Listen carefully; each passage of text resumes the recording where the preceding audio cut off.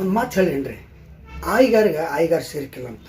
ಹಂಗೆ ನಿಮ್ಮ ದೋಸ್ತಿ ಒಳಗನ ಒಬ್ಬ ಇರ್ತಾನೆ, ಅವನು ಕೊಂಡ್ರೆ ನಿಮಗೆ ಆಗಿ ಬರೋಂಗಿಲ್ಲ.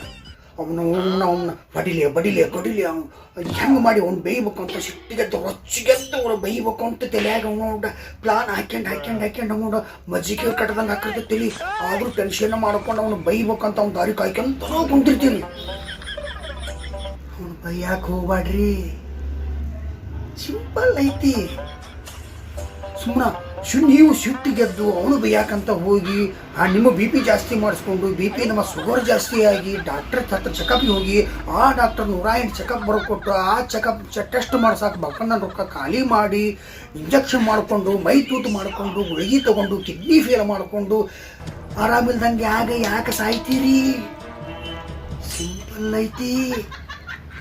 ಈಗ ಅಲ್ಲಿ ಬಂದಂತ ಇಟ್ಕೋರಿ ದೋಸ್ತ, ಏನು ಡ್ರೆಸ್ ಮಾಡಿರಿ ಇವತ್ತು ನೀನು? ನಿನ್ನಂಗೆ ನಮ್ಮ ಸರ್ಕಲ್ನಾಗ ಯಾರು ಡ್ರೆಸ್ ಮಾಡಂಗಿಲ್ಲ ಬಿಡಲೆ. ಏನು ಬೈಕಲ್ಲಿ ನಿನ್ನಂಥ ಬೈಕ್ ನಮ್ಮ ಸರ್ಕಲ್ನಾಗ ಯಾರು ಇರ್ಬಿಡ್ಲೆ. ಯಾರಿಪ್ಪ ನಿಂದು ಡಿಮ್ಯಾಂಡು?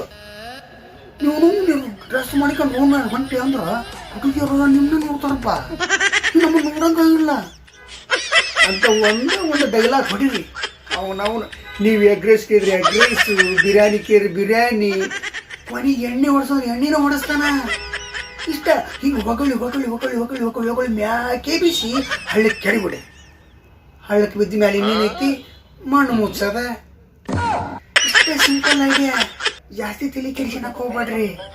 ಇಂಥವ್ರು ನಮ್ಮ ಸುತ್ತಮುತ್ತ ಭಾಳ ಜನ ಇರ್ತಾರ. ಮುಂದಿನ ಪಾಳೆ ನಿಮ್ದ ಐತಿ. ಸುಳ್ಳಲ್ಲ.